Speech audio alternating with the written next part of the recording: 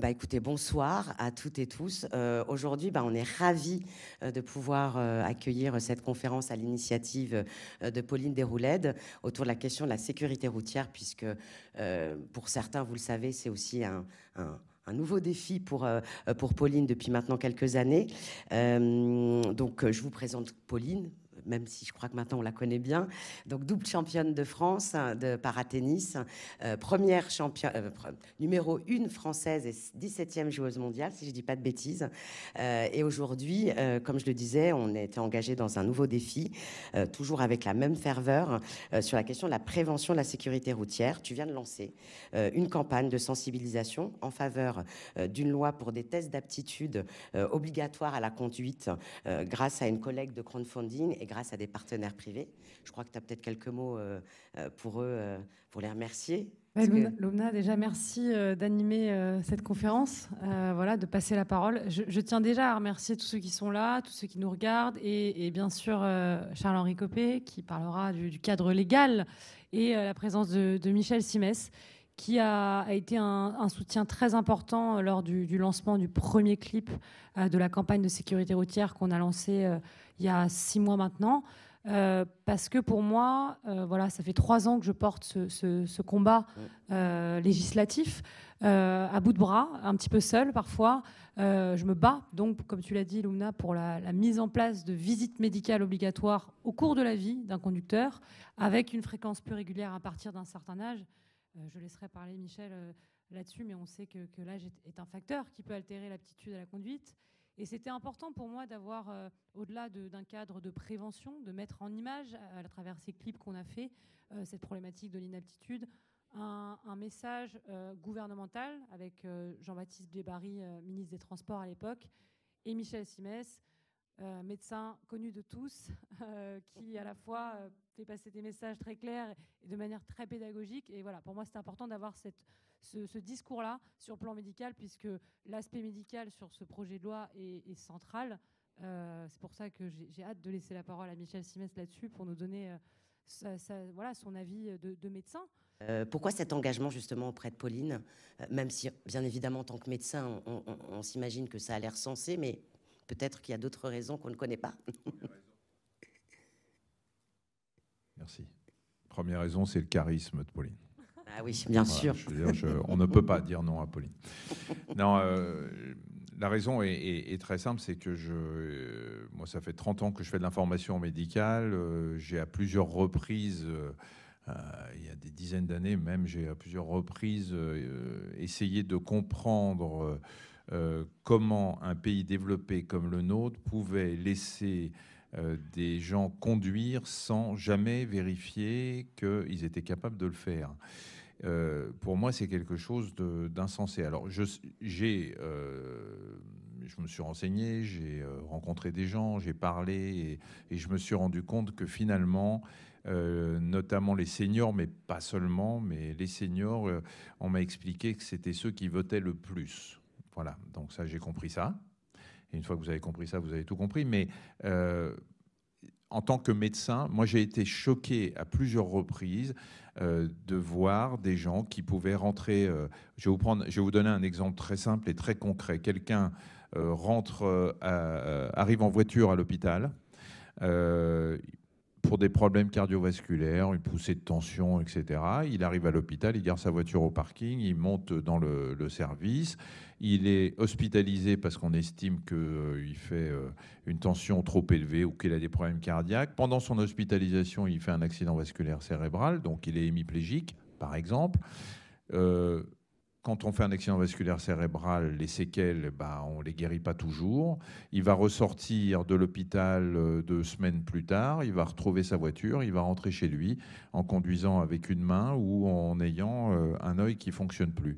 Et personne n'aura cherché à savoir si il est capable de conduire, comment il est venu, etc. Parce que le médecin est là pour lui sauver la vie et pas pour aller voir s'il est venu en voiture. Et ce monsieur peut continuer à conduire si le médecin ne déclare pas que son état de santé est incompatible avec la conduite. On marche quand même sur la tête dans notre pays. Alors, j'ai regardé un petit peu si on était les seuls à ne jamais demander d'examen médical. Il y a des pays européens où c'est justement, on demande régulièrement de passer des tests. Alors, il y a des pays dans lesquels on ne demande rien. Le nôtre, la Belgique, l'Autriche, l'Allemagne et la Pologne. Les autres, à partir de 50 ans, en Italie, le certificat, l'examen médical est obligatoire. 50 ans. À partir de 60 ans au Portugal et en République tchèque, 65 ans en Grèce et en Slovaquie, et à partir de 70 ans à Chypre, Danemark, Finlande, Irlande, Malte et Pays-Bas. Chypre et Malte. On ne parle pas non plus, on n'est pas aux États-Unis là. Et nous, non, personne ne demande rien.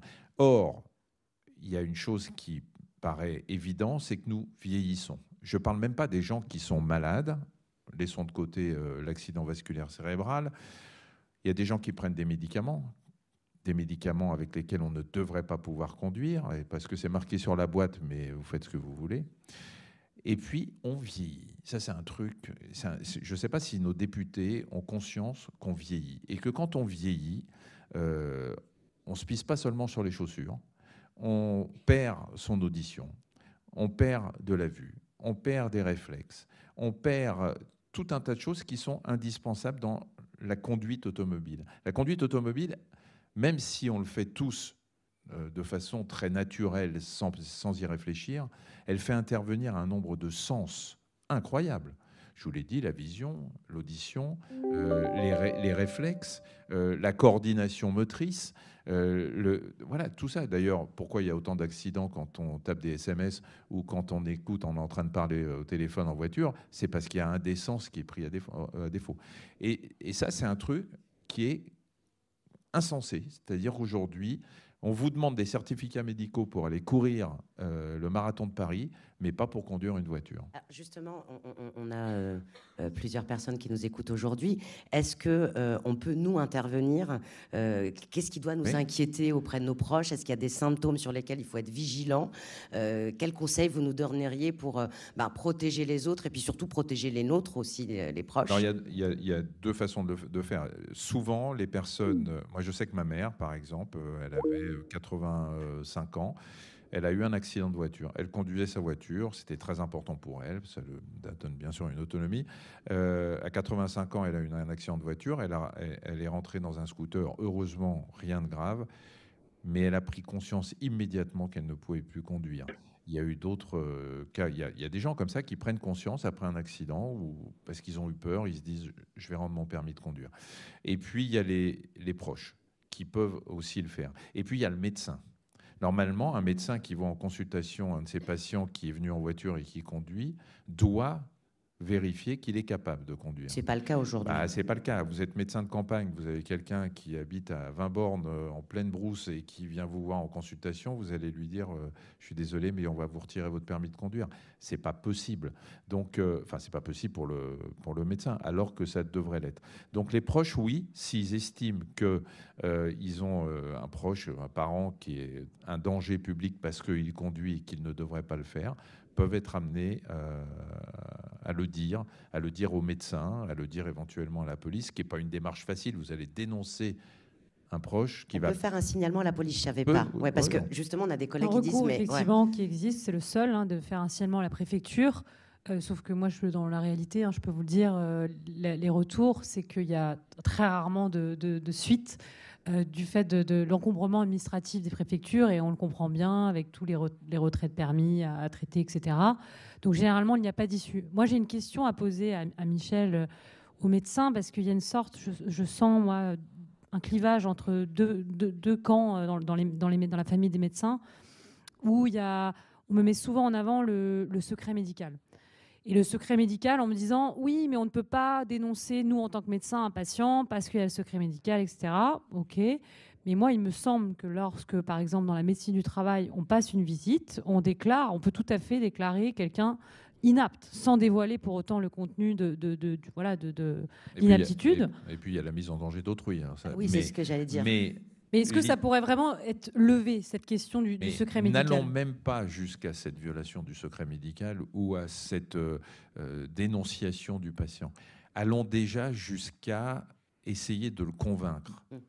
Je suis médecin, je reçois un patient qui manifestement met sa vie en danger et met la vie en danger des autres.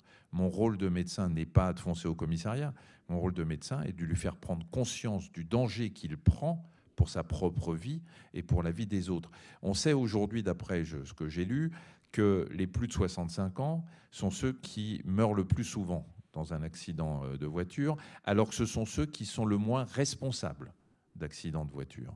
Ils ont des accidents qui les tuent. Alors déjà, quand on a 80 ans et qu'on a un accident de voiture, bien évidemment, on a un organisme plus fragile et on s'en remet moins vite. Mais le rôle du médecin n'est pas de dénoncer ou de violer le secret médical.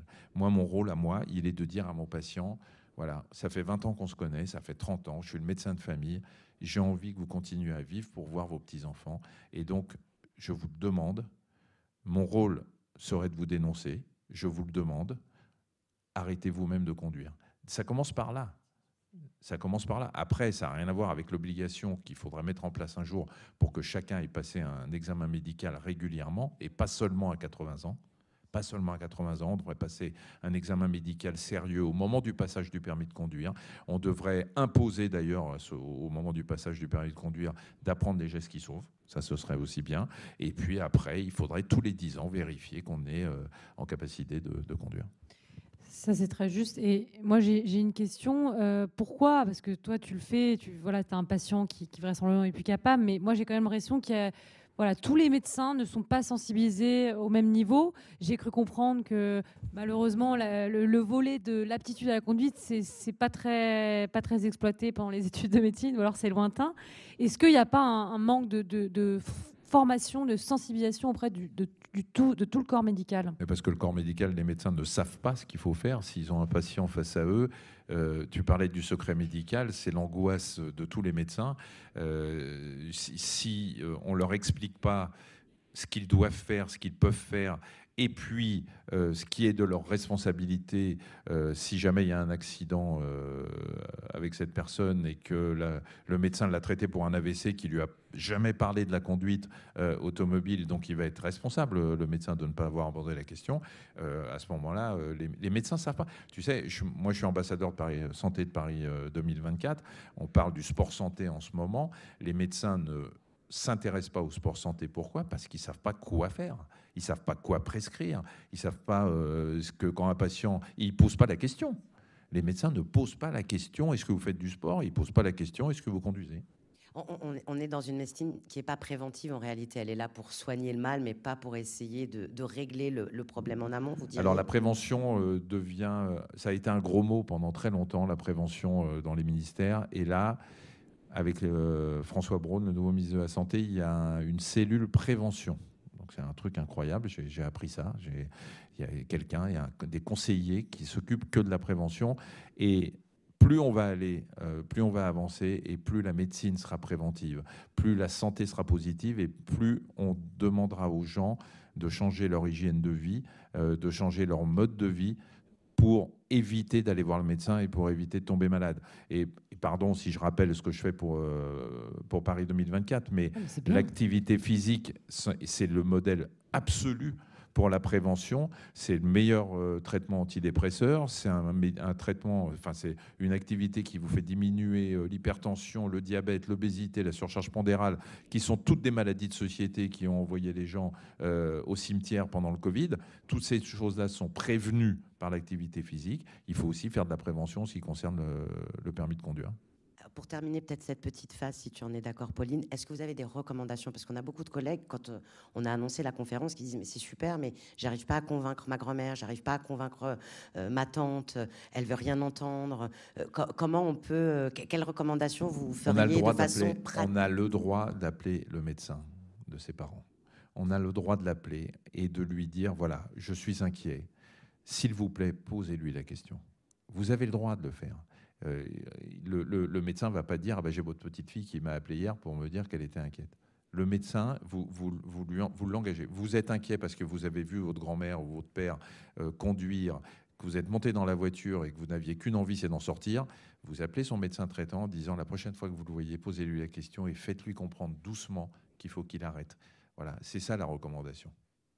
Merci beaucoup, c'était très clair. Peut-être tu avais une dernière question? Non, moi j'écoute attentivement parce que si tous les médecins pouvaient être comme Michel Simès, ça serait génial. Je pense qu'effectivement, entre soit manque d'intérêt, soit peur aussi d'être trop responsable, il faut vraiment redonner une responsabilité entière aux médecins qui ont ce pouvoir, qui ont cette relation quand même particulière avec leur patientèle, comme tu dis, parfois depuis des années, et s'en remettre pour des familles à des médecins, de leur dire s'il vous plaît, aidez-nous, ayez le bon discours, parce que voilà, une personne extérieure déjà de fait, ça c'est toujours mieux, et un médecin, il y a quand même un respect du corps médical. Moi, je le vois dans ma famille, etc. Le médecin de famille, c'est quelque chose. C'est l'autorité, quoi. C'est une autorité qu'on écoute plus attentivement.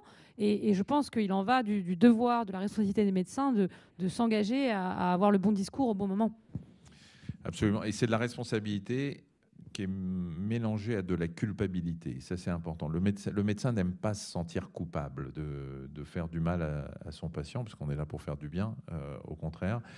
Mais voilà, encore une fois, je pense que le médecin serait aidé si tu arrivais au bout de ton projet, qui est de mettre en place une loi obligeant à un examen médical, parce qu'à ce moment-là, le médecin aurait quelque chose de concret à opposer à son patient, en disant c'est pas moi, hein, c'est la loi. C'est comme ça et vous ne pouvez plus conduire. Mais la culpabilité est importante. En plus, alors on va pas mettre sur le dos de tous mes confrères le fait qu'ils ne posent pas la question. Ils en ont tellement à poser des questions à un patient qui arrive. Mais il faut progressivement leur faire prendre conscience que c'est un vrai problème de société, qu'on ne peut pas laisser conduire quelqu'un qui ne voit plus, qu'on ne peut pas... je pense que les médecins, par exemple, ils arrivent à le faire avec les jeunes, vis-à-vis du cannabis, vis-à-vis de l'alcool. Ça, c'est un discours qu'ils arrivent à tenir parce qu'ils ne culpabilisent pas. Ils ont l'impression qu'ils vont sauver la vie de leurs jeunes patients en conseillant de ne pas conduire. Avec les personnes âgées, ils ont l'impression de les condamner. Tu vois la différence de perception? Oui, c'est très juste. Je vois très bien ce parallèle. Alors qu'en fait, il faudrait qu'ils aient l'impression de leur sauver la vie et de sauver des vies. Pour éviter des accidents.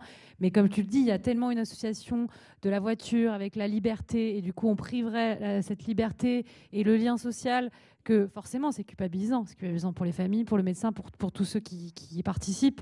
Mais c'est de la pédagogie de tous les jours, et les témoignages comme le tien, en tout cas, nous font prendre conscience de beaucoup de choses, et c'est très positif pour la suite. En tout cas, merci beaucoup, Michel. Merci. Alors, je vous propose peut-être cette fois-ci, je pense qu'on a réglé les petits problèmes techniques, c'est de regarder ces fameuses vidéos. Alors, juste avant, tu peux nous raconter un peu la genèse, parce qu'en fait, c'est quelque chose que tu as financé grâce au crowdfunding et à des partenaires privés, que tu as fait seul, puisque la sécurité routière ne voulait pas aborder cette thématique, si je ne dis pas de bêtises. Donc, raconte-nous un peu toute cette genèse autour de cette campagne, parce que c'est fort et c'est important. Moi, déjà, je ne veux pas te mettre dehors, mais tu y vas quand tu veux. Et si tu veux regarder les clips... Non, je vais regarder les clips. Après, je serai obligé de partir. Je suis désolé. Mais petit mot juste rapide avant que Michel en découvre le deuxième. C'est vrai que moi, dans ma vie d'avant, je travaillais dans le domaine audiovisuel et j'ai toujours cru au pouvoir de l'image. Et c'est vrai que j'ai toujours vu des clips de prévention routière assez percutants dans leur globalité, où on parlait d'alcool au volant, de portable au volant avec cette vitesse, mais jamais de prévention sur cette question de l'inaptitude. Simplement quelqu'un vraisemblablement inapte, qui ne marche pas bien, qui ne voit plus bien, qui n'a plus ses réflexes et qui peut potentiellement provoquer un accident. Et quand j'ai interpellé la sécurité routière, avec laquelle je travaille en très bonne entente, d'ailleurs depuis 2-3 ans, c'était quand même, évidemment, toujours un sujet délicat. Et surtout, pour eux, c'était compliqué, ils ont été honnêtes là-dessus, de faire la promotion d'une loi qui n'existait pas. Autant dire, ça inviterait les gens à repasser un test, sauf qu'en l'état, ça n'existe pas encore. En l'état, on doit former les médecins, on doit mettre en place le parcours, quel serait le parcours d'un conducteur inapte, etc. Donc, on ne peut pas participer financièrement à cette campagne. Bon, ça m'a pas arrêté. Comme d'habitude. Je me suis dit, il faut quand même la faire parce que c'est comme ça que c'est par ces messages de prévention et que les premiers messages passent grâce à l'aide de cette cagnotte Ulule avec tous ceux qui ont participé, grosse mobilisation. Et pour moi, c'était très symbolique que chacun participe à la hauteur de ce qu'il voulait. Mais voilà, c'est vraiment l'expression du peuple, quoi, de tous les Français qui mettent leur petite pierre, qui construisent avec moi ce projet et des partenaires privés. Donc c'est vrai que ça a été là-dessus vraiment un succès et je suis très reconnaissante de tous ces gens qui ont participé, qui nous ont permis de faire ce premier clip avec, comme je le disais en introduction, une communication de Michel Simès, de Jean-Baptiste Djebari pour avoir ce discours-là et entourer toute cette campagne. Le premier clip, moi, je joue dedans avec la petite Cléo. Qui a été victime d'un accident. C'est important pour moi, juste un mot là-dessus, de mettre en scène des vraies victimes pour montrer la vraie réalité, tout simplement. Dans le premier clip, le conducteur est un comédien. Volontairement, on a choisi un comédien qui a pas vraiment un marqueur d'âge, ou peut-être 50 ans, mais parce que, comme l'a dit Michel Simès, il n'y a pas d'âge pour être inapte avec une maladie dégénérative, par exemple. Et voilà, donc on a incarné ça. Et dans le deuxième clip, j'en parlerai peut-être après, mais c'était une autre histoire d'un vieux souvenir d'un père d'une victime de mon accident qui avait vu le chauffeur qui nous a percutés et qui m'avait dit « Pauline, je ne lui aurais même pas confié mon caddie de supermarché ». Et c'est vrai que cette phrase, elle résonnait toujours en moi parce que je trouvais finalement assez éloquent de calquer, de faire le parallèle entre la conduite automobile et la conduite d'un caddie de supermarché et de voir finalement tous les dégâts qu'on peut faire quand on conduit son caddie. Et évidemment, on imagine ce que ça donne sur la route. Donc voilà, j'en dis pas plus, mais je vous laisse découvrir pour ceux qui ne les ont pas Ça va vus. parler grâce à l'image et surtout, elles sont de très très très bonne qualité. Vous allez voir, elles sont vraiment chouettes.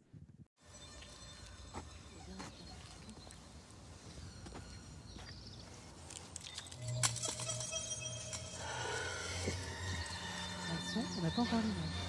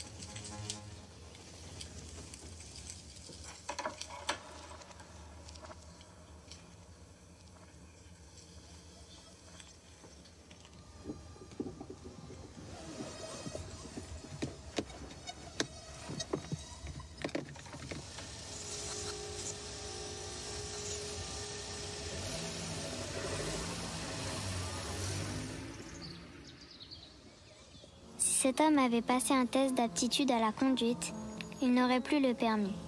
Et Pauline et moi aurions encore nos deux jambes.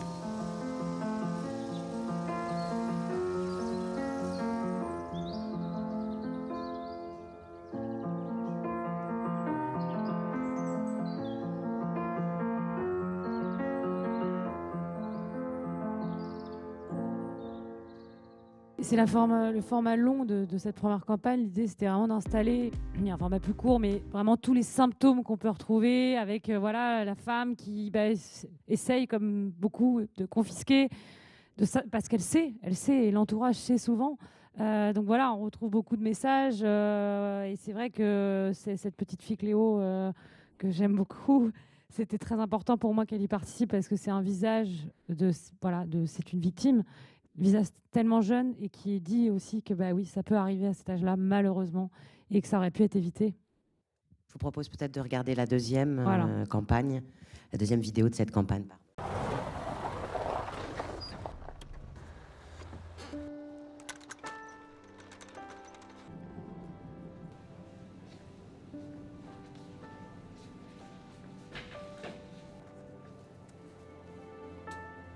Bonjour.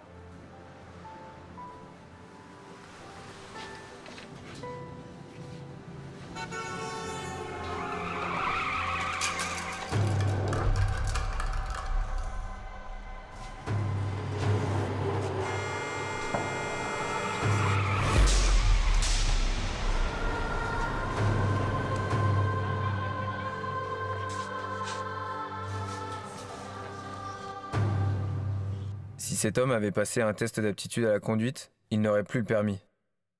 Et moi, je serais encore debout.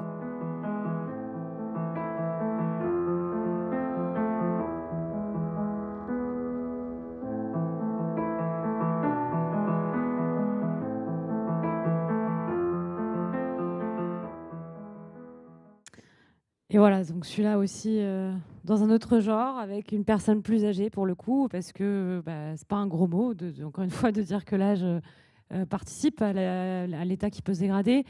Et ce jeune homme, Yann, que je remercie, qui est voilà, victime de la route et qui a accepté de participer, de jouer son propre rôle. Donc c'est vraiment un travail d'équipe, essayer de sensibiliser le plus large public, d'interpeller.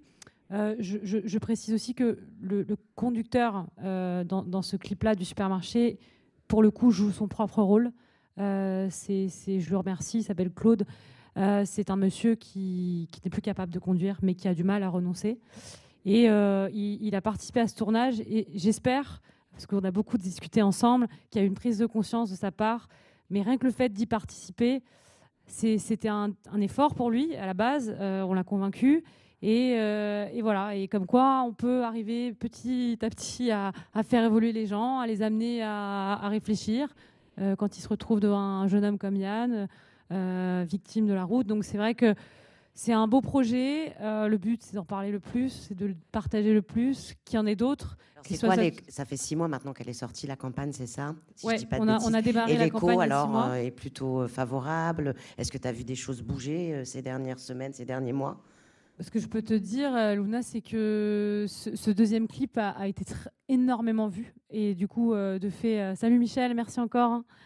Le premier a une très belle visibilité aussi. On a eu une très belle visibilité jusqu'à maintenant sur la campagne. Il y a eu beaucoup de vues. On a profité d'une belle campagne médiatique avec des grandes chaînes nationales qui ont relayé ce clip. Et c'était très émouvant pour moi de le voir à l'antenne sur une chaîne comme France 2, sur TF1 en prime time. C'est ce que je veux en fait, c'est que ça soit vu, mais pas pour moi, c'est pour que les messages passent et que les gens changent, que je reçoive des messages après de gens qui me remercient, qui montrent ça à leurs parents, leurs grands-parents pour essayer de les faire changer, qu'il y en a qui m'écrivent en disant ma mère a vu ce clip, elle a décidé d'arrêter de conduire. Mais ça c'est génial, c'est ce qu'on veut parce qu'évidemment c'est jamais évident de contraindre quelqu'un à se résoudre à conduire. Donc si ça arrive de lui-même, tant mieux, hein, on ne ferait pas de loi pour ça.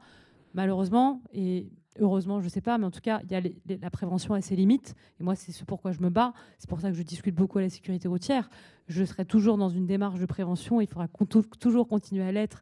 Et même sur tous les autres sujets de la sécurité routière, le portable au volant, les excès de vitesse, parce qu'on peut tous basculer en une seconde dans le camp des victimes. Ça, c'est très important de le rappeler. Et en même temps, sans vivre dans la peur, mais vraiment être beaucoup plus attentif sur sa propre conduite. Encore aujourd'hui, trop souvent, je vois des incivilités, des comportements irresponsables, un clignotant qui n'est pas mis, 2 secondes sur le portable. Mais en fait, il faut tous se dire, en fait, demain, je peux être responsable d'un accident.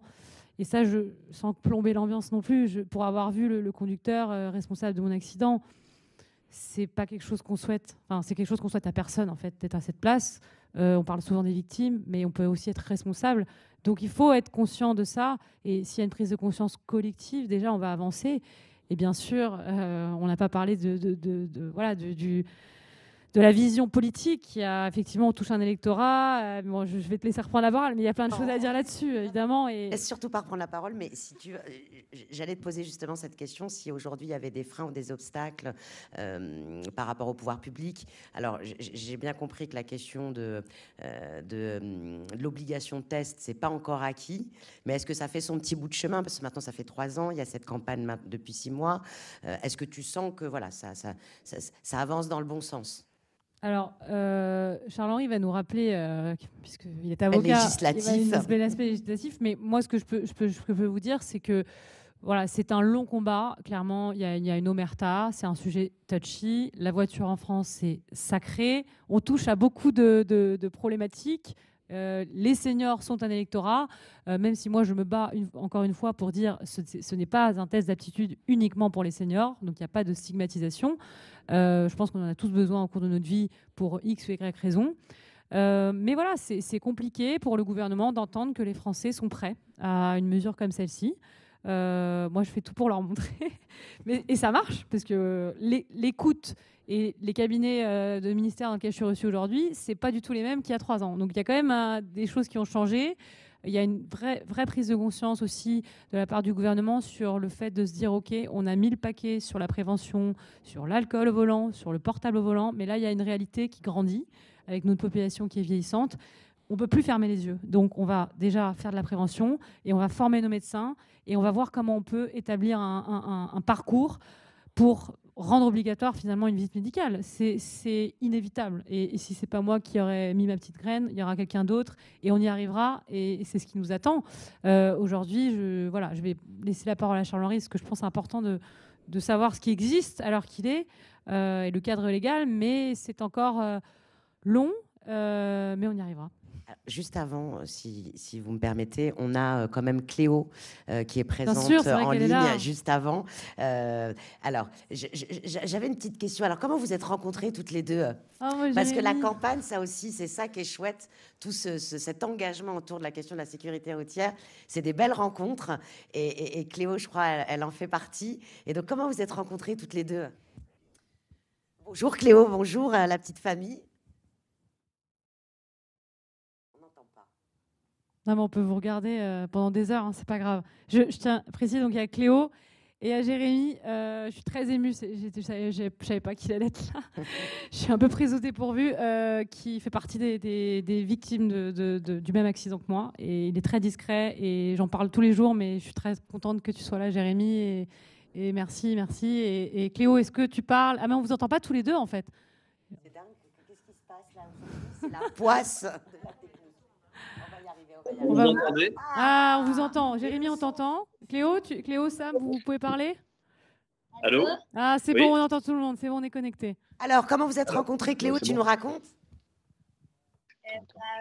Moi, j'étais dans le centre pour refaire ma prothèse.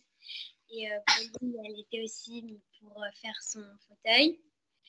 Et papa, il l'a vu et il l'a dit que Pauline, elle était là. Et maman et moi, on a été toqués à sa porte et voilà. Sa mère est venue, donc Delphine que je salue, qui a aussi malheureusement été victime et qui est amputée. Elle est venue à cloche-pied de l'autre bout du centre de prothèse pour me toquer à ma porte et me dire il faut que tu rencontres ma fille, Cléo. Et effectivement, je l'avais repérée, hein, parce quand on la voit, on ne peut pas ne pas la voir, hein, tellement elle est jolie et c'est un petit soleil. Et depuis, on ne s'est jamais quitté, Cléo. Hein.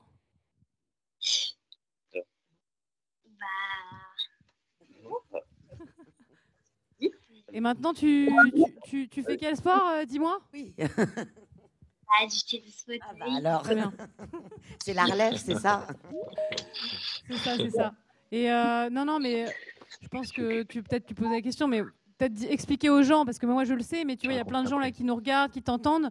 Pourquoi tu as voulu participer à ce clip quand je t'ai proposé parce que voilà, on allait te filmer, toi je sais que tu es un petit peu discrète et tout. Pourquoi tu as accepté?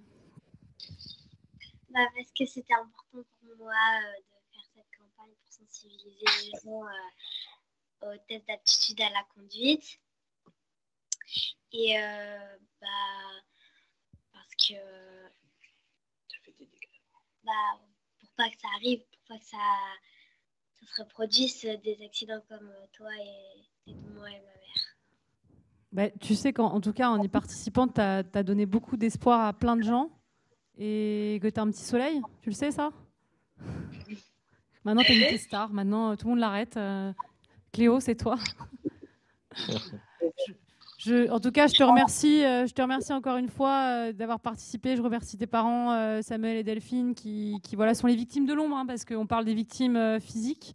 Mais dans les accidents, il y a aussi ceux qui ne sont pas blessés physiquement. Et pourtant, il y a beaucoup de dégâts, de dommages collatéraux. Donc voilà, toi, ta maman et toi, vous avez été blessés physiquement, mais Sam, il fait partie des aidants. Et ça, c'est l'envers du décor, celui dont on parle le moins. Et c'est pour ça que tous les jours, on essaie d'en parler, nous, entre nous, pour que la vie reprenne le dessus, comme je le dis souvent. En tout cas, merci, ma petite Cléo. Et puis, plein de bonnes choses pour la suite, hein, parce que je crois que tu t'entraînes aussi activement que Pauline au tennis, c'est ça? Oui. Et ça te plaît? T'es contente? Ouais. Une future petite championne. On est en train de refaire le fauteuil là. On est à Grenoble chez le prothésiste. Ouais, elle a déjà des gens qui s'occupent de son fauteuil de sport. Enfin voilà, elle est très très bien entourée déjà. Cléo, future petite championne. Et Cléo est toute jeune, elle a quel âge? 11 ans, c'est ça, Cléo? Oui. Eh ben, bravo, ça promet. Et Jérémy, si tu nous entends, en tout cas, voilà, je vais te laisser la parole. Encore une fois, je suis très émue que tu sois là. Je n'étais pas du tout au courant, mais merci parce que pour la petite histoire, quand j'ai su évidemment qu'on était 3 victimes dans cet accident et que je ne sais pas pourquoi nos pères, donc le père de Jérémy et le mien, ont été tout de suite très vite en contact. Et c'est vrai que voilà, les nouvelles du début pour Jérémy étaient assez très très graves. Et c'était et à partir de ce moment-là, moi je me souviens, je ne connaissais pas ce jeune homme, mais il fallait qu'il vive. C'est-à-dire débrouille-toi, je lui ai envoyé de la force. C'est-à-dire que je ne reste pas sans toi. Il faut que tu vives. Donc tous les jours je prenais des nouvelles. Pour savoir comment ça allait. Et c'est vrai que quand tu es sorti du coma, on a tous pu respirer, enfin. Et on a suivi l'évolution et on s'est retrouvés quelques temps après. Et voilà, ça fait partie des rencontres qui n'auraient pas eu lieu s'il n'y a pas eu cet accident. Mais ça fait quand même partie des belles histoires. Et maintenant, on est très liés, évidemment. Et je ne vois pas ma vie sans toi, cher Jérémy. C'est gentil. Pareil pour toi. Hein. Est-ce que toi, après, je sais pas si tu veux en parler, mais toi, parce que tu es très discret, comme je le disais, voilà, tu es dans ta convalescence encore et en rééducation, je le sais, par rapport à notre accident, comment tu as vu les choses. Il y en a souvent qui m'ont posé la question. Moi, j'ai eu le besoin de parler au conducteur qui nous a fauchés. Toi, tu l'as pas fait. Comment tu te remets, comment tu te vois dans ces questions de sécurité routière, parce que je sais que tu es un vrai support dans mon combat, hein, c'est notre combat. donc voilà, je te laisse parler. C'est exactement ça, c'est-à-dire que en fait c'est une blessure sans fin, j'ai envie de dire, l'accident qu'on a eu quoi. Et vous m'entendez bien là? Très très bien. Très bien, attentivement. Ah. Donc merci. C'est une blessure sans fin. Heureusement, j'ai ma petite fille avec moi qui est juste là d'ailleurs. Bonjour mademoiselle. Je sais pas, elle vous entend pas parce que j'ai les oreillettes, mais ouais, elle est sur la tablette, bien ça sûr. sauve hein, d'avoir une petite fille. Ah bah ça donne un coup de boost, d'énergie, quoi, la force. Donc, parce que toi, je le rappelle, hein, tu as fait 6 mois de coma. Ouais. Voilà, il y a eu le pronostic vital engagé. On a cru que tu n'allais jamais redevenir toi-même. Hein. Moi, je ne te connais pas d'avant, mais quand je te vois là, je me dis waouh. Et que je me souviens des premières vidéos où tu bougeais à peine. C'est vrai que quel chemin parcouru et quelle force. Ça a été long. Ça a été très, très long. Déjà, en plus, je me souviens exactement ce que les médecins ou les infirmières, je sais pas, moi j'étais dans le coma, on dit à ma femme, quand ils l'ont vu direct, ils lui ont dit, lui parlera jamais, marchera jamais. Ça part pas dans le bon sens, on va dire, non plus. Et finalement, ouais. Maintenant, je parle, je cours d'ailleurs. Avant, je faisais pas du tout de sport. Hein. Et toi, Et c'était beaucoup plus rond d'ailleurs. toi, quand tu as su, parce que tu l'as su longtemps après, du fait du coma, Ouais. quand tu as su les circonstances de cet accident, tu t'es dit quoi? La première chose, ça a été et ma femme et ma fille. Ils ont eu quoi? Et là, on m'a dit, ben, c'est bon, ils ont rien eu. Donc déjà, ça enlève de l'inquiétude, on va dire. Et après, on m'a retracé toute l'histoire avec la tienne, avec tous les gens qui ont été impactés, puis avec le conducteur pas très frais, on va dire. Euh, on se dit, putain, excusez-moi pour la vulgarité. Mais, une vie massacrée, enfin des vies massacrées plutôt. Bon, en tout cas, aujourd'hui, on est tous là. Et franchement, quelle émotion de te voir là avec Cléo, Delphine qui se cache, mais que je vois aussi. On est la team des survivants. Et ce qu'on peut dire à tous les gens qui nous écoutent et qui nous regardent, c'est déjà, bien sûr, qu'on leur souhaite pas que ça leur arrive, mais surtout, on est tous privilégiés dans nos vies à 1000 à l'heure.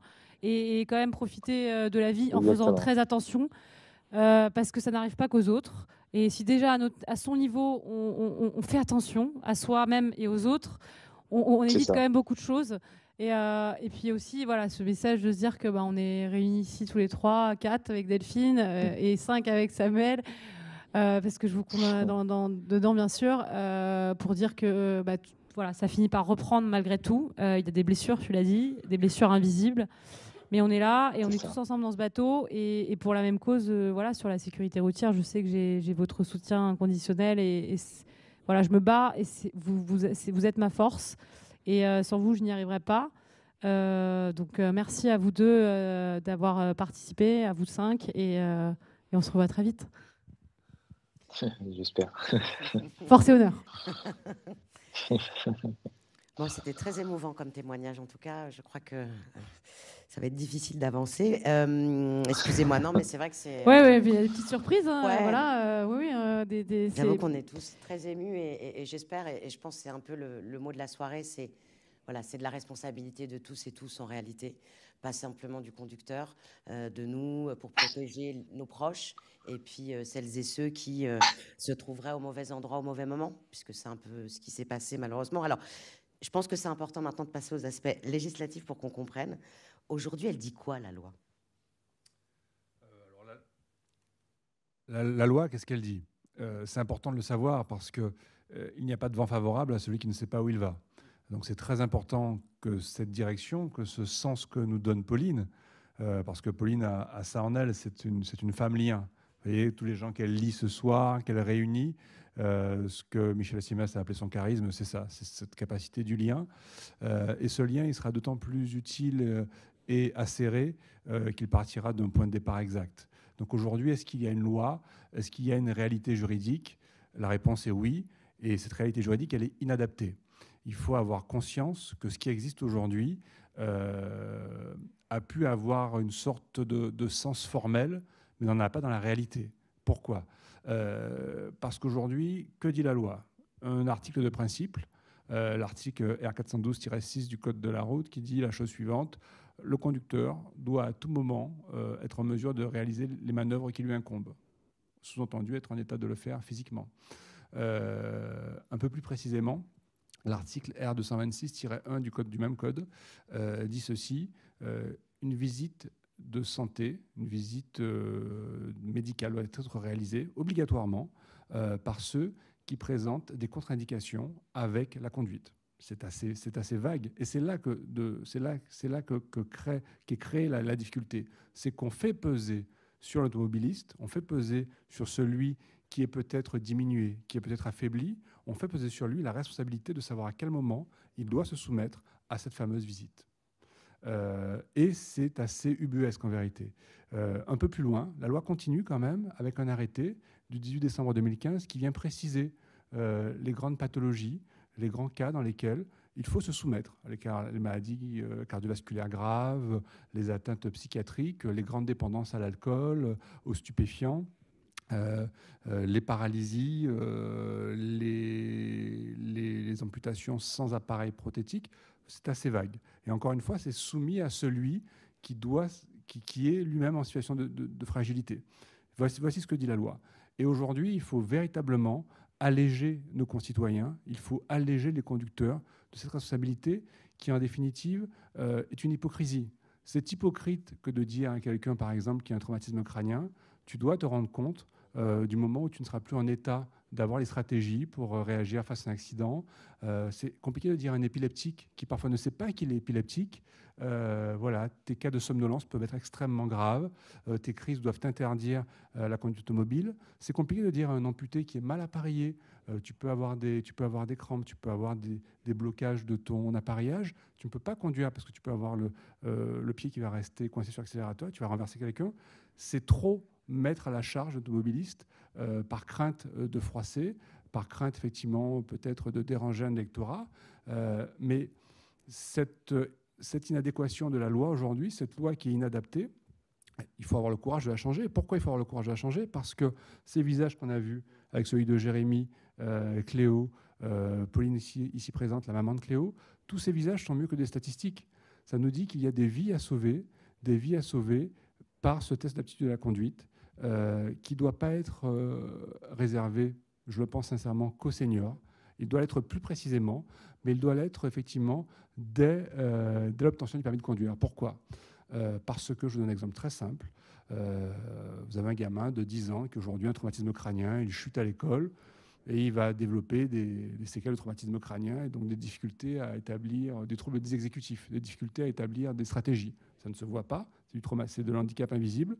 À 18 ans, il va obtenir son permis, il va pouvoir conduire alors qu'il n'est pas en état de réaliser des stratégies complexes dès 18 ans. Et il va toute sa vie compenser, peut-être que par bonheur, par les situations qui vont s'enchaîner, il n'aura pas d'accident.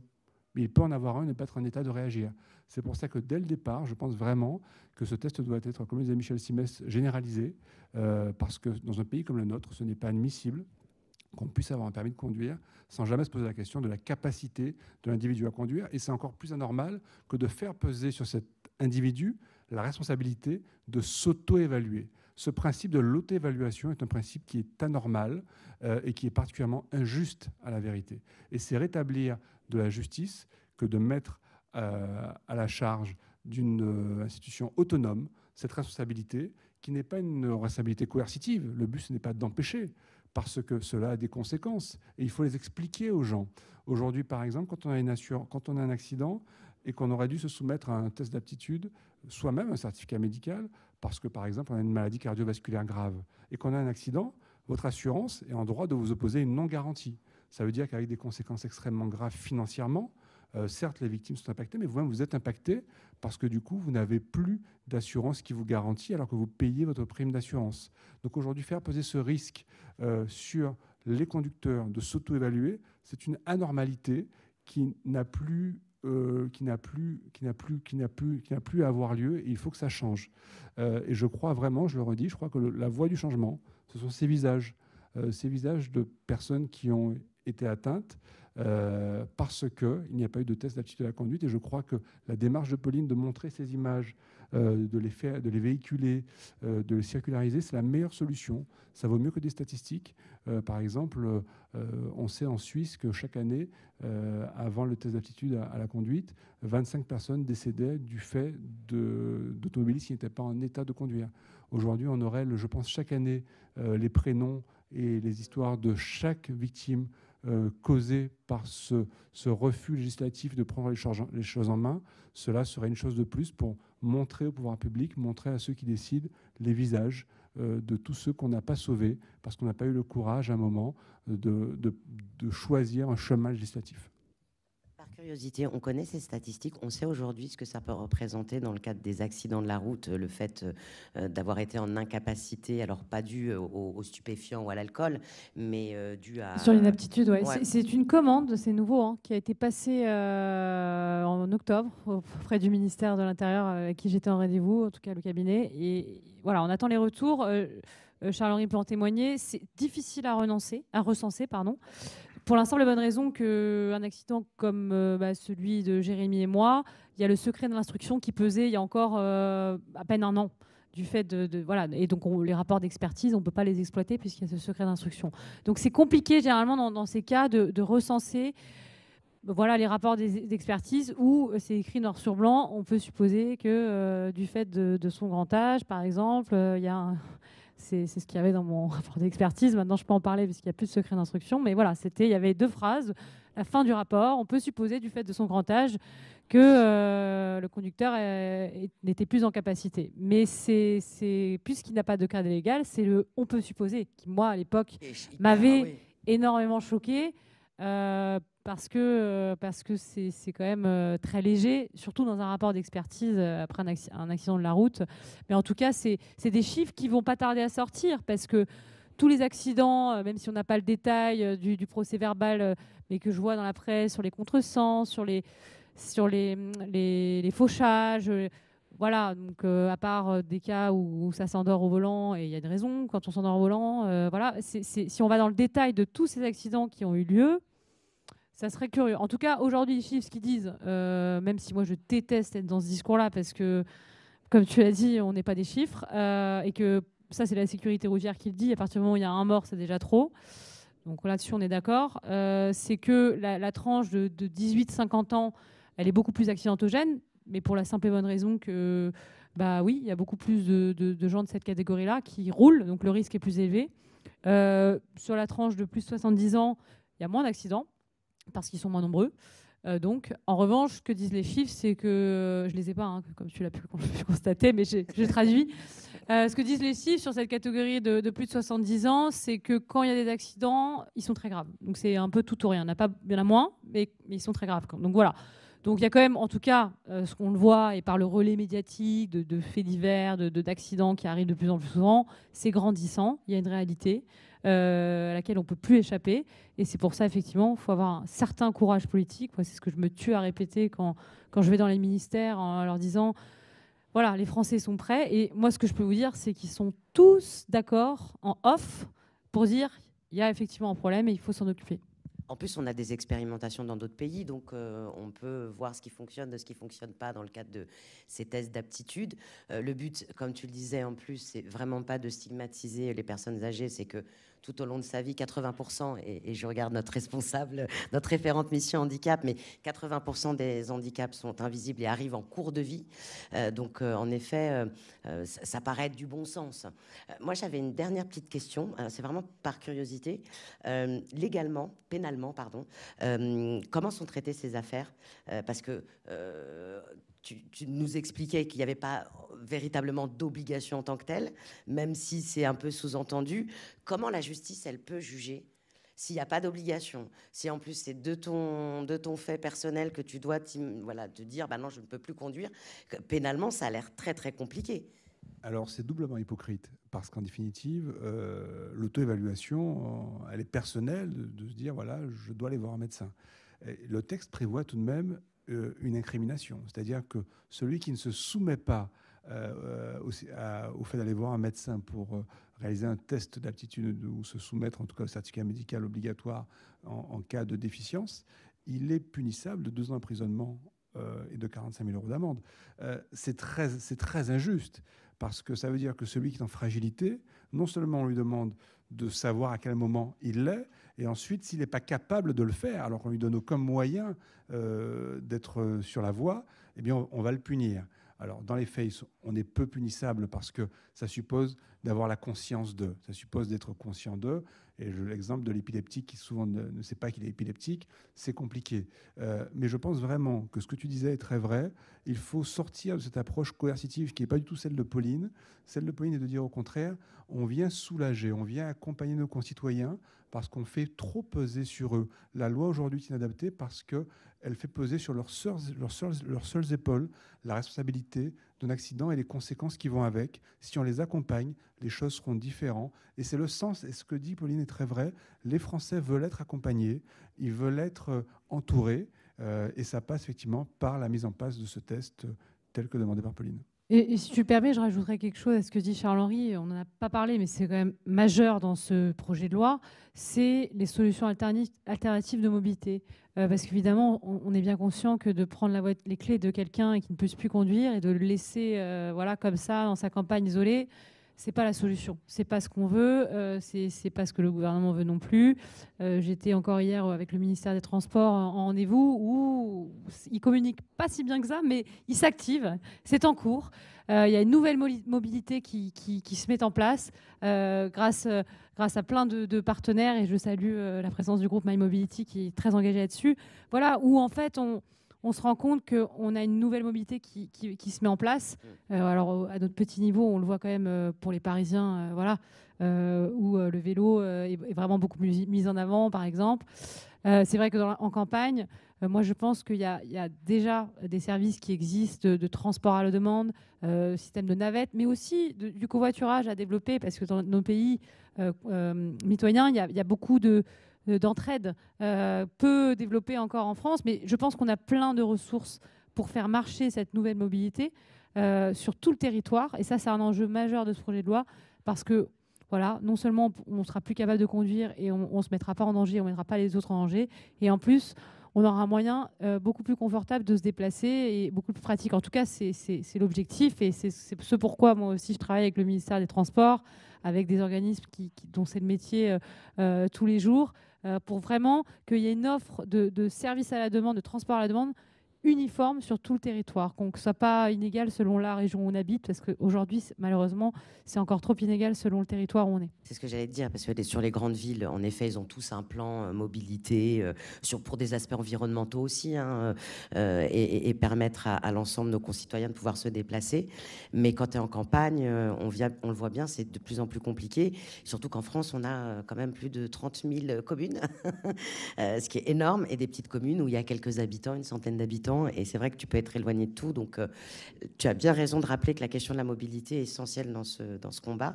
On sent bien que tu prends le sujet par tous ces angles. Luna, il faut, voilà, on m'a mis tous les arguments dans les pieds, si je puis dire. Donc, c'est vrai, non, mais c'est constructif. Et c'est le temps aussi que j'y ai passé. Et c'est un dossier, évidemment, qui m'intéresse. Et je pense qui est vraiment sensé pour tout le monde et qui peut servir à tout le monde. Donc, je pense qu'il faut maîtriser son sujet. C'est ce que j'essaye de faire, et je m'améliore de jour en jour. Et moi, j'adore aussi quand je rencontre des gens qui sont réfractaires, où il y a du débat, et je trouve ça hyper constructif. Et moins quand il y a des confusions, par exemple, où on oppose souvent les jeunes et les vieux. Ça, c'est quelque chose qui me dérange parce que c'est pas constructif. Moins aussi quand on parle d'infractions du code qui sont des choses qui sont déjà dans des infractions dans le code de la route, les jeunes, l'alcool au volant. Oui, bon après, en fait, ce qu'on dit là, c'est qu'il y aura toujours des gens irresponsables sur la route. Si on pouvait l'éradiquer tous, on le ferait. Malheureusement, la réalité fait qu'on ne pourra pas empêcher des fous au volant, mais on peut, à notre niveau, en tout cas, réduire le risque, et ça passe par l'inaptitude, en tout cas contrôler l'aptitude, comme on fait un contrôle technique de notre voiture, un contrôle technique du conducteur. Alors, peut-être pour terminer cette conférence, c'est quoi les prochaines étapes? Alors, il y a la campagne, il y a tout ce que tu mènes à côté. Je sais que tu n'hésites pas à aller frapper à toutes les portes pour que le message soit bien entendu. C'est quoi la suite là pour toi sur cette thématique-là? Parce que j'aurais plein d'autres questions à te poser sur... Alors, l'entraînement, comment ça se passe? Prochain rendez-vous avec le cabinet de Monsieur Darmanin en décembre, là, pour se faire un point sur notre premier rendez-vous en septembre avec la sécurité routière, qui forme les médecins. J'ai le projet, si les partenaires le permettent, parce que j'avais dit que cette campagne serait composée de 3 clips, donc il en manque un, où cette fois-ci, j'aimerais que ça soit la place des proches, l'impuissance des proches à illustrer, parce que je pense qu'il y en a beaucoup qui peuvent se retrouver dans ce prochain clip, s'identifier. Donc, et il faut parler de cette problématique. Charles-Henri l'a dit, c'est trop lourd à porter. Ça ne doit pas être la responsabilité uniquement individuelle et des familles. C'est un poids trop lourd. Voilà la suite. Écoute, sinon un petit peu de tennis par-ci par-là. Rendez-vous quand même. Hein, c'est quand même plus important. Ça approche à grands pas là. Hein.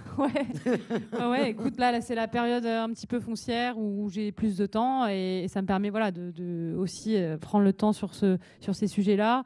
L'année politique va démarrer en janvier avec un comité interministériel. Moi, je soutiens maintenant de beaucoup de députés. Donc, on sent vraiment qu'il y a un engouement qui se passe. Évidemment, prochain rendez-vous aussi avec le ministère de la Santé, que je n'ai jamais vu jusqu'alors, mais je pense que c'est intéressant. Comme c'est un projet de loi qui engage beaucoup de ministères qui sont concernés, l'idée, c'est de voir tout le monde et de mettre tout le monde en relation. En tout cas... Le combat continue. Et qu'est-ce qu'on peut faire à notre échelle pour t'accompagner dans ce combat? Regardez le clip déjà. Oui, moi, c'est vraiment... Il faut en parler. Il faut désacraliser cette problématique-là qu'on connaît tous. Je pense qu'on a tous dit, oui, moi, mon grand-père, voilà, c'est malheureux, mais c'est le cas, voilà, c'est une réalité. D'essayer de sensibiliser, d'engager le dialogue à son niveau. Évidemment, n'hésitez pas à partager les clips qui, voilà, je pense, parlent plus que des mots parfois. Donc, en tout cas, voilà, continuez d'en parler, de créer le débat. Et on va y arriver. C'est un travail d'équipe, encore une fois. Et tu as une sacrée équipe autour de toi. C'est clair. Je vous propose peut-être de continuer l'échange autour d'un petit verre. Et moi, je tenais à te remercier, Luna, mais non, mais moi, j'étais honorée. Maîtresse de conférence. Je remercie Charles-Henri pour sa fidélité, son avis et sa lumière sur ce sujet-là. Et qui, voilà, tout quotidiennement, c'est quelqu'un qui est très important dans ma vie, qui m'aide beaucoup sur plein de sujets. Donc, je vraiment merci beaucoup pour ta participation. Merci à vous, merci à ceux qui nous ont regardés. Merci à OnePoint de nous avoir accueillis. Tu es chez toi ici, tu le sais bien. Ouais, qu'est-ce qu'on est bien. En tout cas, merci et on se revoit bientôt. Et le combat continue encore une fois. Merci beaucoup. Merci à vous.